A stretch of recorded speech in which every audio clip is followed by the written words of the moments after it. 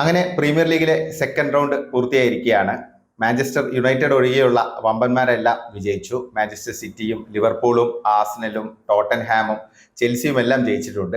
ഇതിൽ ഏറ്റവും ശ്രദ്ധേയമായ ഒരു പ്രകടനം, നമ്മൾ അധികം പ്രതീക്ഷിക്കാതെ അല്ലെങ്കിൽ കൃത്യമായിട്ട് പരാമർശിക്കപ്പെടേണ്ട ഒരു പ്രകടനം ചെൽസിയുടേതാണ്. കാരണം ചെൽസി ഒരു ട്രാൻസ്ഫോർമേഷൻ ഫേസിലാണ്. പുതിയ കോച്ച് എൻസോ മറസ്ക വന്നിട്ട് അധിക സമയമായിട്ടില്ല. അദ്ദേഹത്തിന്റെ രണ്ടാമത്തെ പ്രീമിയർ ലീഗ് മത്സരം മാത്രമാണ്. പക്ഷെ എന്നിട്ടും മികച്ചൊരു വിജയം വോൾസിനെതിരെ അവർക്ക് നേടാൻ സാധിച്ചു. എവേ മത്സരത്തിൽ 6-2 തകർപ്പൻ വിജയമാണ് ചെൽസി യുവനിര സ്വന്തമാക്കിയത്. റിസൾട്ട് എല്ലാം നമുക്കറിയാം. അപ്പൊ ഈ ചെൽസിയുടെ ഒരു പെർഫോമൻസ് നമ്മൾ അനലൈസ് ചെയ്യുമ്പോൾ അതിൽ ഏറ്റവും ഹൈലൈറ്റ് ആയി നിൽക്കുന്നത് കോൾ പാമർ എന്ന് പറയുന്ന അവരുടെ ഏറ്റവും പ്രധാനപ്പെട്ട പ്ലേ മേക്കറുടെ റോൾ തന്നെയാണ്. കാരണം കോൾ പാമർ കഴിഞ്ഞ മത്സരത്തിൽ മാഞ്ചസ്റ്റർ സിറ്റിക്കെതിരെ റൈറ്റ് വിംഗർ ആയിട്ടാണ് കളിച്ചിരുന്നത്. പക്ഷെ അന്നേ പൊതുവെ ഒരു അഭിപ്രായം ഉണ്ടായിരുന്നു അദ്ദേഹത്തെ അറ്റാക്കിംഗ് മിഡ്ഫീൽഡറുടെ റോളിൽ നമ്പർ 10 എന്നുള്ള രീതിയിൽ ഇറക്കണം എന്നുള്ളത്. എന്തായാലും എൻസോ മറസ്ക ആ ഒരു ചേഞ്ച് കൊണ്ടുവന്നു, അതിന്റെ റിസൾട്ടും ഉണ്ടായി. കാരണം വളരെ ആധികാരികമായുള്ള ഒരു ഓർഗനൈസ് ചെയ്തുള്ള ഒരു ഫുട്ബോൾ തന്നെയാണ് കോൾ പാമർ കാഴ്ചവെച്ചത്. ആകെ ചെൽസി നേടിയ 6 ഗോളുകളിൽ 6 ഗോളിനും ഇദ്ദേഹത്തിന്റെ ഇൻവോൾവ്മെന്റ് ഉണ്ടായിരുന്നു. 3 ഗോളുകൾക്ക് അസിസ്റ്റ് നൽകി, 1 ഗോളിന് പ്രീ അസിസ്റ്റ്, 1 ഗോൾ അദ്ദേഹം തന്നെ സ്വന്തമാക്കി. പിന്നെ ഫസ്റ്റ് ഗോൾ കോൾ പാമറുടെ കോർണർ കിക്കിൽ നിന്നാണ് നിക്ലസ് ജാക്സൺ നേടിയത്. അപ്പൊ ഇങ്ങനെ നോക്കുമ്പോൾ കോൾ പാമർ ശരിക്കും നിറഞ്ഞു കളിച്ചൊരു മത്സരമായിരുന്നു. അതുകൂടാതെ തന്നെ ചെൽസിയുടെ മുന്നേറ്റ നിര അവരുടെ പ്രശ്നങ്ങളെല്ലാം മറികടക്കുന്ന രീതിയിലുള്ള ഒരു പെർഫോമൻസ് ആയിരുന്നു. കാരണം ഫിനിഷിങ്ങിലെ പ്രശ്നങ്ങളായിരുന്നു ചെൽസി നേരിട്ടത്. കഴിഞ്ഞ സീസണിലും അത് തന്നെയായിരുന്നു, ഈ സീസണിലും. ഫസ്റ്റ് മത്സരത്തിലാണെങ്കിലും പ്രീ സീസൺ മത്സരങ്ങളിലൊക്കെ നമ്മൾ അത് റിഫ്ലക്ട് ചെയ്തു. ചെൽസിക്ക് ഫൈനൽ തേർഡിൽ പിഴയ്ക്കുന്നു എന്നുള്ളത്. എന്തായാലും മധുവയ്ക്ക് അത് മറികടന്നു, നിക്ലസ് ജാക്സൺ അത് മറികടന്നു, അവരെല്ലാം ഗോൾ സ്കോർ ചെയ്തു. മധുവയ്ക്കയുടെ പെർഫോമൻസ് പ്രത്യേകിച്ച് പറയേണ്ടയില്ല, ഹാട്രിക്കാണ് നേടിയിരിക്കുന്നത്. അദ്ദേഹത്തിന് ചെൽസിക്ക് വേണ്ടിയുള്ള ആദ്യത്തെ ഹാട്രിക് ആണ്.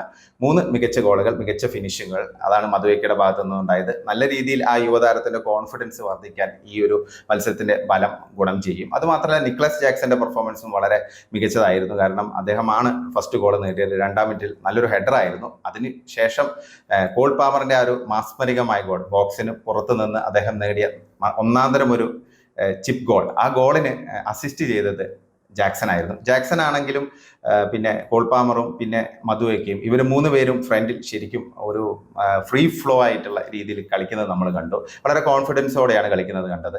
ഫസ്റ്റ് ഹാഫിൽ ചെൽസി കുറച്ച് പ്രതിസന്ധിയൊക്കെ നേരിട്ടിരുന്നു. ഡിഫൻസിൽ ചില പ്രശ്നങ്ങളൊക്കെ ഉണ്ടായിരുന്നു. കൈസഡോയുടെ ഒരു അബദ്ധത്തിൽ നിന്നാണ് ഗോൾസ് നേടിയത്.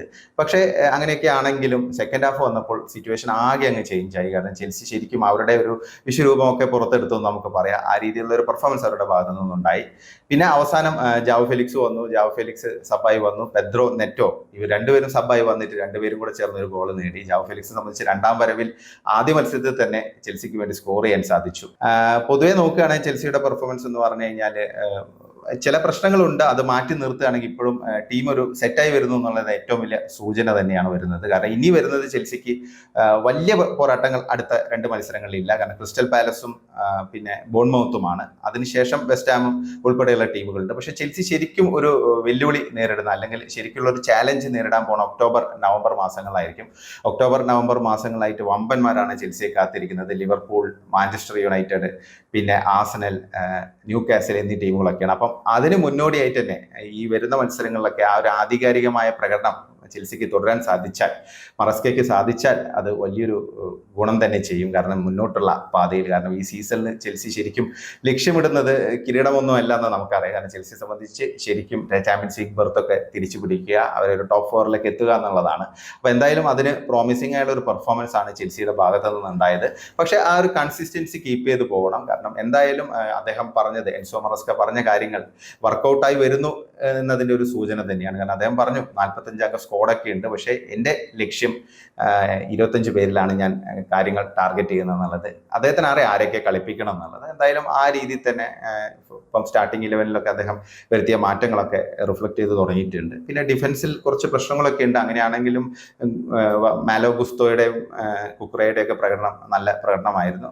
പിന്നെ ഫൊഫാനയും പിന്നെ കോൾവെലും ഒക്കെ കുറച്ചും കൂടി ഒന്ന് ഇമ്പ്രൂവ് ചെയ്യാനുണ്ട്. പിന്നെ കൈസഡോയുടെ ഭാഗത്തു നിന്നും കുറച്ചും കൂടി സ്റ്റെബിലിറ്റി എക്സ്പെക്ട് ചെയ്യുന്നുണ്ട്. എൻസോ നല്ല രീതിയിൽ തന്നെ ഒരു ലീഡറുടെ പെർഫോമൻസ് തന്നെ ഇന്നലെ വോൾസിനെതിരെ കാഴ്ചവെച്ചു.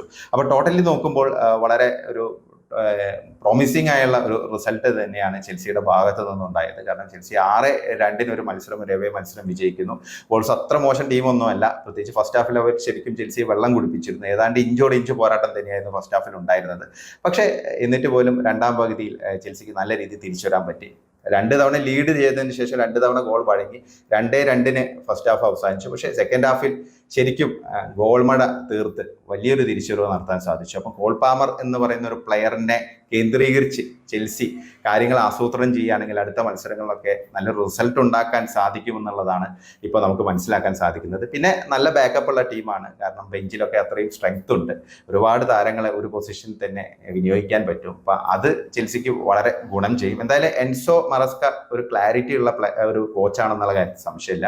കാരണം അദ്ദേഹം പെപ് ഗാർഡിയോളയുടെ കീഴിലൊക്കെ വർക്ക് ചെയ്ത ഒരു കോച്ചാണ്. അപ്പോൾ അതിൻ്റെ ഒരു ക്ലാസ് അദ്ദേഹം കാണിക്കുമെന്ന് തന്നെയാണ് നമ്മൾ പ്രതീക്ഷിക്കുന്നത്.